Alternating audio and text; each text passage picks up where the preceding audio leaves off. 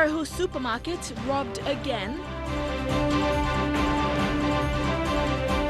Concerns over sabotaged election forms. And Cardinal Ribat returns from Rome. This is National EMTV News with Helen Sayer. Good evening and thank you for joining us for Friday's news. Close to 1 million kina in cash and cigarettes valued at about 500,000 kina were stolen from the Bismillah wholesale in Port Moresby's Gerehu suburb this morning. Police believed it was an inside job as the criminals knew exactly where the money was kept. This is the second time in just 4 months for this shop to be robbed. 2 men have been apprehended as suspects and are now in police custody. Around 11:30 this morning, a group of men entered the business premises and held up the shop assistants. Witnesses say there were about 6 men involved and a blue CRV was used as the getaway vehicle.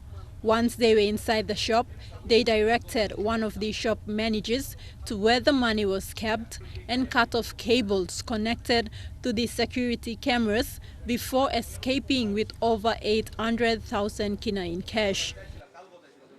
In the past 2 months, Port Moresby has seen an increase in armed robberies involving huge amounts of money. On November 3rd, 1.2 million kina was stolen from a named company at the Jackson's airport. Police have arrested 1 suspect and the vehicle used in this robbery recovered. On November 14th, the Taroma Aquatic Center was robbed and an estimated 12,000 kina in cash was stolen. No suspects have been arrested as yet. However, in today's robbery, police believe an employee of the wholesale was involved. Though there were no casualties, NCD Metropolitan Superintendent Ben Turi has urged all shop owners and business houses to be careful when transferring huge sums of money. Investigations into the robbery is being conducted by the Criminal Investigation Division from the Boroko Station. Tekla Gunga, National EMTV News. Southern Highlands Governor William Powie is calling on the police hierarchy to make arrests into missing electoral forms.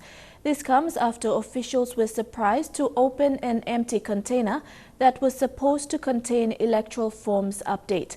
He said this will affect the upcoming elections as there is little time to conduct the common roll update to prepare for the elections. Southern Highlands Governor William Powie said the incident occurred 2 days ago in Mendi when the Provincial Election Steering Committee opened the container in front of police and officials, and roll updates were not in the container. He condemns the actions taken by perpetrators who carried out the illegal activity. He said the action was politically driven by members from Mendi and is now calling on the police hierarchy to make arrests. To the police commissioner and the police hierarchy in Mendi to immediately arrest these 5 known culprits who are sabotaging the common roll update process. Why are they interfering in this process? The electoral forms were for all 5 electorates in the province. Governor Powie is now appealing to the Electoral Commission to remove serial numbers and other previous printed common roll. He said the provincial government will assist in reprinting of papers within the time remaining to conduct the update. The Commissioner to support the Election Steering Committee to deal with this urgent matter as a matter of priority because the roll update papers are not in the place where it's supposed to be. The Southern Highlands administration is appealing to the people of Southern Highlands to not sabotage the program throughout the province. Merlin Diaukatam, National EMTV News. 4 government heads have been served with a court order, each to appear in the Rabal Queen trial in Kokopo. They are Chief Secretary Isaac Lupari, Finance Secretary Dr. Ken Nangan, Treasury Secretary Dairi Vele, and Justice Secretary Dr. Lawrence Kalinoy. Justice Terence Higgins has ordered the 4 to explain why the Rabal Queen trial was not adequately funded. This follows unsuccessful attempts by the Public Prosecutor's Office to source funding from the government to continue the trial. Edwin Fidelis reports from Kokopo. The Rabaul Queen trial at the Kokopo National Court has taken another twist. This time, 4 government department heads have been included in the list of people who will stand in the defendant box when the trial resumes next Wednesday. Last week, presiding judge Justice Terence Higgins ordered that the Finance Secretary Dr. Ken Nangan, Treasury Secretary Dairi Vele, Justice Secretary Dr. Lawrence Kalinoy, and Chief Secretary to the government Isaac Lupari to appear in court and explain why the Rabaul Queen trial was not funded. Each of them has been served with a court order on Tuesday. An affidavit presented by Public Prosecutor Pondros Kalwin last week in court got an OK from Justice Terence Higgins to get the 4 secretaries to appear in the trial. The affidavit contained numerous letters written to the government in recent months, including the Office of the Prime Minister, requesting for financial assistance to continue the trial. But none of the letters got a response. In the June Parliament sitting, Attorney General Ano Pala gave assurance that the Rabaul Queen trial will be funded. The Attorney General was responding to Rabaul MP Dr. Alan Marat, who raised the question on the floor of Parliament, asking for funding support for state witnesses in the trial, but the money hasn't arrived from Waigani as stated by the Attorney General. The Rabaul Queen trial had commenced on the 11th of April this year, but had to be adjourned multiple times due to financial difficulties. State prosecutors say there are more witnesses who are yet to testify, but the trial needs more money to cater for them as they are scattered all over the country. Edwin Fidelis, National EMTV News, Kokopo. Papua New Guinea's first ever Cardinal of the Catholic Church, His Eminence Sir John Ribat, after the consistory at St. Peter's Basilica in Vatican, has returned to the country. The new Cardinal this morning arrived to a rousing welcome at the Jackson's International Airport in Port Moresby.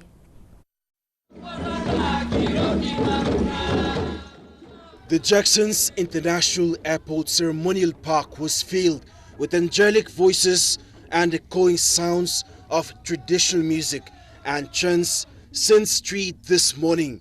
While it was history for Papua New Guinea, faithfuls from the Catholic Church, including others from mainline churches, turned up in numbers and welcomed Papua New Guinea's first ever Cardinal. The new Cardinal was then escorted by the dignitary, including Apostolic Nuncio Matthew Kurin Valunkal and Anglican Bishop of Port Moresby, Danny Bray Coker.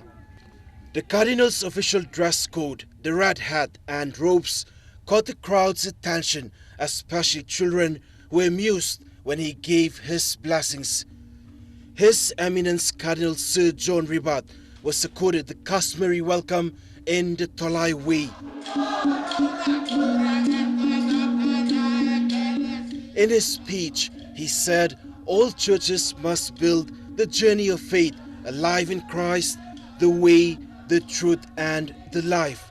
And that is what has brought us together, to be united at this moment and to begin this great journey.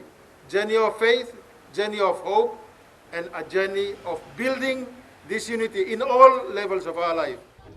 The new Cardinal will represent the people of Papua New Guinea and Solomon Islands to the Vatican. Catholic faithfuls then thanked Pope Francis for the Cardinal's appointment. When me been looking now, me experiencing, me looking, me got pick plan maslo. This la bong now come up. This la kain pungi so mo say me play one bla family, one bla people, one nation. Me feel mo say me bla family bla God straight. Fabian Hakelitz, National EMTV News. In a news conference following his arrival, Cardinal Sir John Ribat called on government leaders to build unity and peace among the communities they serve. Amid challenges, the new Cardinal said this can be achieved through commitment by leaders. Even before Sir John Ribat was appointed Cardinal, he was well known for being vocal on social issues. Today he spoke about the commitment of human love, something missing in political leaders, the lack to support services for the people such as health and education. People trusted you, and people know that you are Christians also. You do not fall down from the sky, you come from somewhere, no. And you come from our families. And this is what it is. And therefore, leaders in government should have our people at heart. Another issue is the treatment of elderly citizens who are struggling to live a decent life. But can we have a space so that we can have a kind of an insurance, a help for them? Anglican Bishop of Port Moresby, Danny Bray Kuka, is the president of the Papua New Guinea Council of Churches, who also supported the new Cardinal's call on government leaders. Bishop Danny says that the government must become good custodians to the country's resources and work together with churches to deliver services. We need to create a good environment for our children to grow up in this changing world and to be part of the global activity. Fabian Haklitz, National EMTV News. You're with National EMTV News this Friday. We'll be back after the break. Stay with us.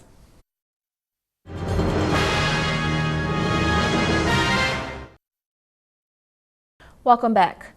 Melanesian Media Limited today launched a new educational show targeting primary school-aged children. The new Think Tank Spelling Competition is a follow-through program of the Think Tank Quiz that was launched in 2012.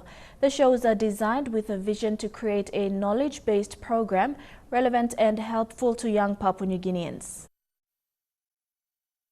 The programs Think Tank Quiz and Spelling were developed especially for young Papua New Guineans to broaden their minds beyond limited thinking in a time where technology trends tend to distract more young people than ever.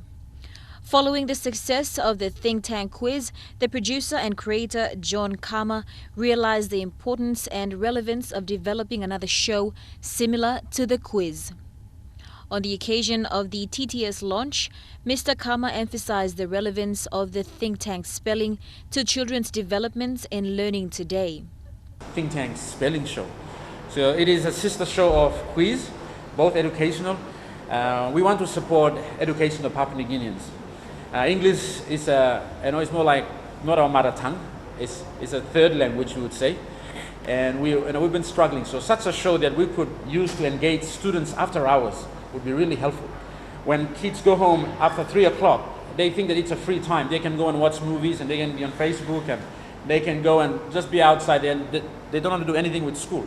But then little do they know that the next day they'll be back at school trying to learn things. So a show like TTS and TTQ that we've been developing, it is to engage them so that they must understand this fact that education is a lifetime process. Kama also said the art of spelling has suffered. A great example would be the use of social media or Facebook in most cases, where shortening techniques in spelling has drastically affected the literacy skills and expressive ability of a lot of young people. Representing TTS broadcast partner MTV News manager Neville Choi, in agreement with Kama, added, I think it's really good. Spelling these days, you don't really have young people focusing on how they spell words. Most people focus on shortening words when they're texting. Unfortunately, that's a trend, and we feel that this is one way of getting people back to at least understanding and writing words correctly and spelling them correctly. From the Department of Education, Alex Magun thanked Melanesian Media Limited for their initiative in creating the shows and pledged the support of the Education Department. The launch today will see the first episode aired on MTV on Monday, 28th November at 7:30 p.m. Lorraine Gabina, National EMTV News. A delegation from the Australian Treasury Department, led by Australian Secretary to Treasury John Fraser, visited the country this week to meet their Papua New Guinean counterparts. Hosted by Secretary for Treasury Diary Vele and the Department of Treasury, the delegation was in the country to discuss strategies for closer partnership and cooperation between both countries. Leanne Jorari with this report. In an attempt to strengthen Australia and Papua New Guinea national treasury policy, Secretary for Treasury Diary Vele invited his Australian Treasury colleagues to the country to discuss the various ways both countries can cooperate and learn from each other. In a dinner last night, Secretary Vele welcomed his Australian counterpart, John Fraser, and his team to the country, and added that PNG's ties to a vibrant economy like Australia will strengthen the country and that it benefits no one in the region to have a weak Papua New Guinea. On his part, Secretary John Fraser stated that he was looking forward to the closer ties and cooperation between both countries. In a world that's becoming more and more complicated, more and more sophisticated, we can all learn from mixing with each other. And I'm delighted about this. And for me personally, it's once again to meet Secretary Vale, who has become a good friend. I met him over a year ago, and we have some mutual friends, but also to see his colleagues and how they've worked here. And I'm very conscious, of course, that you have APEC coming down in 2018. This is a massive meeting. We all want it to be a great success, and I know it will be a great success because I've seen the commitment from the people here in Port Moresby. Leanne Jarari, National MTV News. The Independent Consumer and Competition Commission, or ICCC, has hosted its inaugural exposition and workshop on Safety and Technical Management Plan for electricity service providers. Acting CEO Avi Hubert said ICCC, as the principal economic regulator and consumer watchdog, was responsible for ensuring safety, quality and reliability of electricity service delivery to consumers in PNG. Prospecting power utility companies, business houses and relevant stakeholders in the electricity industry attended the meeting. The exposition and workshop held today was all about promoting reliable and quality electricity service delivery to consumers in the country. One way to achieve this outcome is for the ICCC to ensure that there is adequate emphasis on electricity regulatory compliance, and electricity safety codes and standards are developed to provide a sound framework to guide the maturity and growth of the industry. Mr. Hubert said since the introduction of competition in the generation segment of the electricity market, the electricity supply industry landscape has dramatically changed from a monopoly regime to an open and competitive market today. This is where minimum standard requirement for safety and technical management plan is vital. He said to date, the ICCC has developed 3 associated codes: the Electricity Code, the Third Party Access Code, and the Grid Code. To date, compliance by the licensees has been very positive. We are confident that this workshop would provide the opportunity for information, knowledge, and industry experience sharing on the importance of developing and implementing safety and technical management plans. Today's inaugural workshop came about as a result of the increasing number of licensees or electricity service providers. The ICCC was prompted to be more vigilant and proactive in monitoring and regulating the industry to ensure compliance to licensing and regulatory requirements, as well as making sure consumers receive a safe, reliable and quality service. Deli Waigeno, National MTV News. The Asian Development Bank, or ADB, has appointed a new chief economist. He is Yasuyuki Sawada, a professor at the University of Tokyo's Graduate School of Economics. A Japanese national, Mr. Sawada has over 20 years of experience as an economist, researcher and academic. He has worked at the ADB Institute in Tokyo and served as a consultant for various projects at the World Bank Group. As chief economist, Mr. Sawada will act as ADB's spokesperson on economic issues and head its economic research and regional cooperation departments, which carries out policy research on development challenges facing Asia and the Pacific. Despite the country's economic downturn and a less than satisfying 2017 budget, the small to medium enterprises are finding innovative means and ways to maintain consistent cash flow. Tonight, we get an update from some of the beneficiaries of the NDB Meals on Wheels food trucks and how they are faring in this economic climate.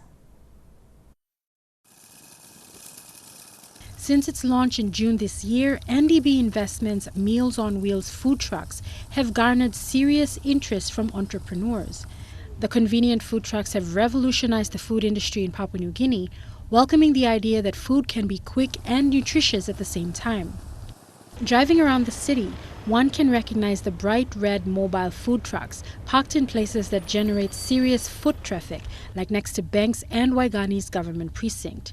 A far cry from the food sold in eskis or containers by the side of the road.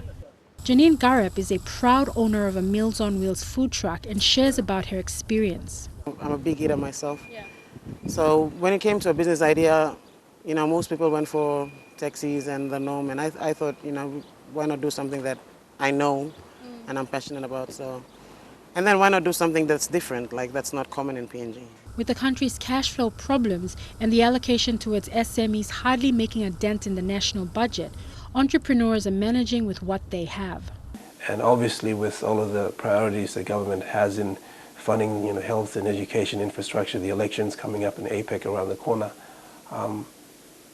even though there is political will, there is strong support for SMEs, the timing just isn't right now. So this is one way that the National Development Bank is continuing to support SMEs. This is a very, like I said, it's a low cost but high value entry point for anyone thinking of getting into business. Meals on Wheels is one of the best ways where you can go. Leanne Jarari, National MTV News. And now looking at our finance news, the kina closed unchanged at $0.3150 in the interbank market.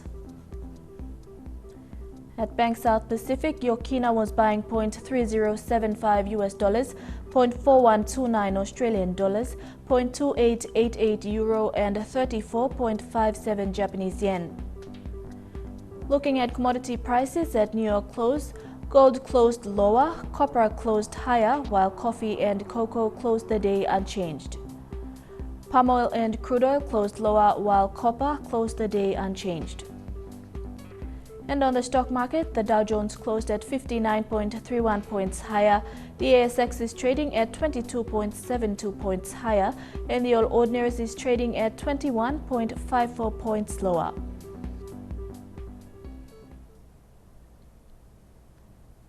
National MTV News continues after these short messages. Don't go away.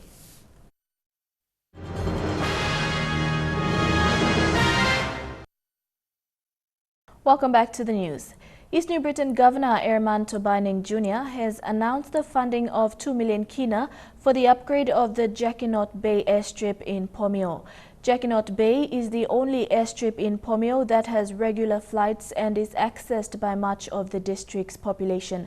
1 million kina has been approved by the provincial government, which another 1 million will be sourced from the National Airports Corporation. The airstrip will serve as an emergency airstrip if there is a volcanic eruption in Rabaul.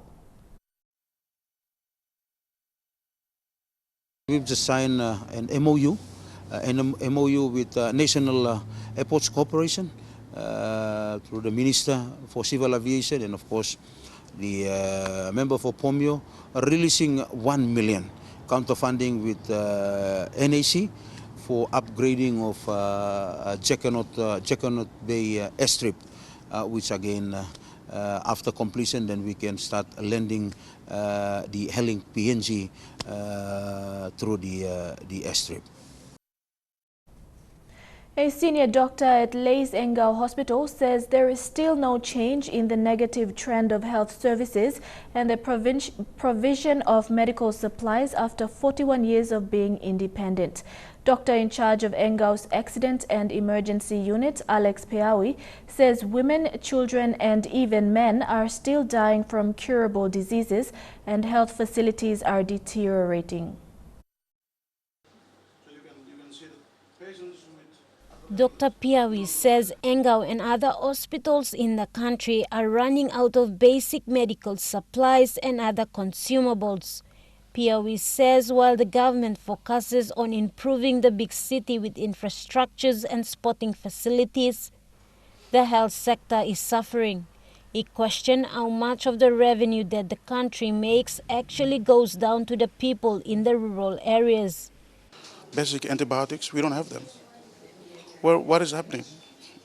I guess the government is concentrating too much in the big city and trying to improve the infrastructure and sporting facilities and something like that to impress the outside world. But what is happening how much of all the wealth that we generate from this country is trickling down to the majority of, say 80 to 90% of people who live in the rural areas.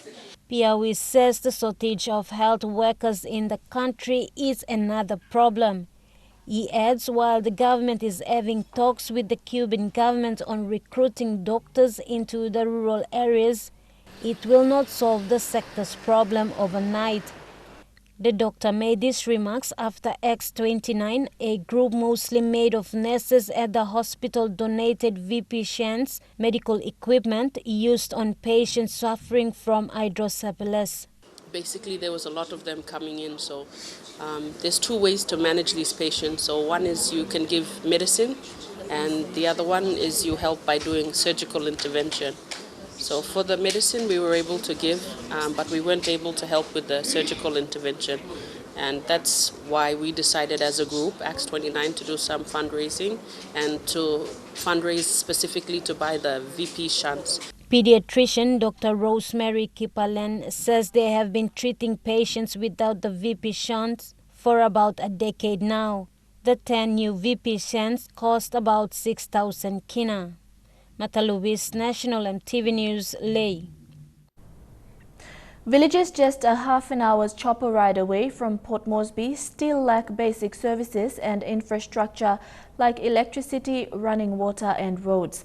This next story is about a community in the Kairuku-Hiri district who, despite their isolation, have teamed up with privately owned company Airborne Logistics and the Kokoda Development Project to economically empower villagers in the area. Lian Jurari with this report. Dawi is a village in the mountains of the Kairuku-Hiri district, just a few kilometers from the nation's capital, Port Moresby. Inaccessible by roads and missing an airstrip, the only mode of transport to the villages is by helicopter, which could cost up to 300 kina, a luxury most of these villages cannot afford. What seems like a ray of sunlight to their meager living, the villagers have partnered with privately owned helicopter company Airborne Logistics and the Kokoda Tract Development and Livelihoods Association. The company flies to the isolated villages, buys the fresh produce from the farmers and transports them to Port Moresby, where it is sold to consumers, which include major companies like City Pharmacy Limited for their chain supermarkets Stop and Shop. What's happening now is Airborne Logistics, PNG, and Kokoda Tract Development and Livelihoods Association are working together to establish these farms. We believe there's so much potential here for farming, especially agricultural farming, and there's market for it. This initiative has given renewed hope to the villagers of Dawi and a continued source of income. The initiative that this Airborne Logistics is put into is helping the people. If they could see the also photo, a picture, what they're doing here, they help the livelihood of the people and also bring cash to the people. Peter Isoaimo is a member for the Kairuku-Hiri district. Although Dawi is just a 20-minute chopper ride from Port Moresby, the village still lacks access to basic services such as water, electricity and roads. Now, before the partnership that was formed with Airborne Logistics, the villagers would carry their goods to Port Moresby on a 3-day walk. Lian Jurari, National EMTV News. There is lack of support from the government for the Midwifery Society in PNG. President Jennifer Piakalia says midwives play an important role during childbirth, but their contributions have been largely ignored. We know that our mothers are dying out there. Papua New Guinea is the second in the Asia-Pacific region with high maternal health indicators. Piakalia says these indicators clearly shows less priority being given to midwifery training to help improve the statistics. We were working towards a Millennium Development Goal to meet in 2015 for the maternal death rate, which is very high in the Pacific and second to the world. And we as midwives, we are working very hard because we know that our mothers are dying out there. If the parliamentarians, especially the members, whether the governors or district members, if they are not supporting, where are we going to get a support from? Concerns were also raised about the government's failure to provide an alternate training support program if the Australian government was withdrawn their scholarships funding. A midwife from Morobe said the government's focus now should be on training of more midwives to serve in rural areas. Most mothers are dying from PPH, postpartum hemorrhage, bleeding, and those conditions are treatable and manageable if only we have the right medical supplies and the knowledge and skills. Gaile Kivali, National EMTV News. We'll take a break. On the other side, Jeremy Mogi with the Chukai Sports Report. Stay tuned.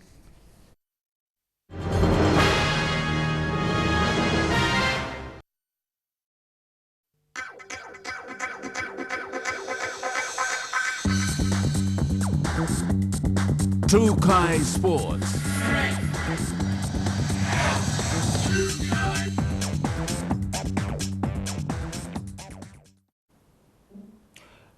Welcome to Chukai Sports. The United States have beaten Mexico by 2-1 in the third quarterfinal match held at the Sejongai Stadium in Port Moresby this afternoon.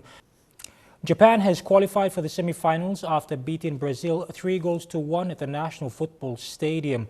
Having dominated most of the match, Japan proved too classy for the South American champions. Japan emphatic in their... Despite bowing out of the tournament disheartened by tournament favourites Japan, Brazil left PNG with a lot of fond memories and experience to take back to their home country.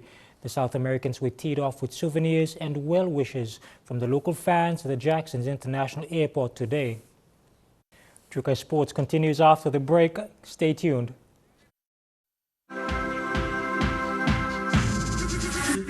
Chukai Sports. Welcome back to Chukai Sports. PNG Rugby Football League Chairman Sandy Saka recently returned from the RLIF annual general meeting in the United Kingdom. He was there to discuss International Rugby League agendas and to formally sign the participation of the Kumuls and the Regianas in the 2017 Rugby League World Cup. Sandy Saka said the Team Kumul program is currently being run by head coach Michael Marum, who has been running camps in the 4 regions of the country. There will be 3 lead-up matches to the World Cup. PNG will play their first match in May when they face Tonga during the Pacific Test. Then they play the Australian PM's 13 team. Their last match will be against France at the National Football Stadium in October. The trial before the actual match, we got invitations from about 4 nations that wanted to come and play a trial match with us. But in consultation with the coach, we penciled in a trial match in October. We'll get the exact dates, but tentatively it's penciled in for October 14th. As for the Rajianas, under the leadership of Michael Marum, he will be working towards identifying a senior coach that has worked with the women's team. 3 or 4 of our senior coaches in the country who've been working with the women's teams. With the Hunters pre-season trial, while he's running the coaching clinic, he'll be monitoring 4 or 5 of those coaches, and depending on how they perform, attitude, discipline, both on and off the field, Michael will be making a recommendation to the PNG RFL board.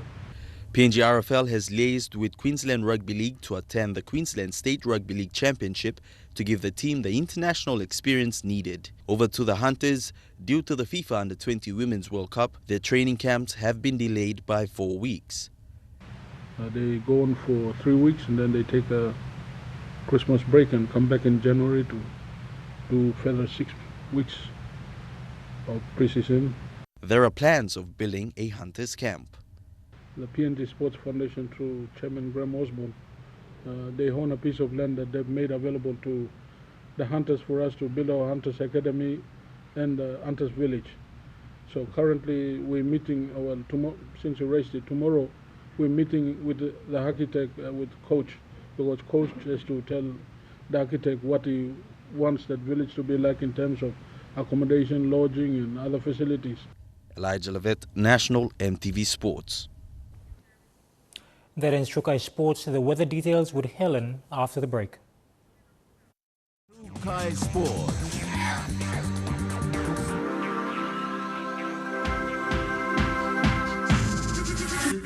True Kai Sports. The weather details are proudly brought to you by Dulux Weather Shield. Worth doing with Dulux.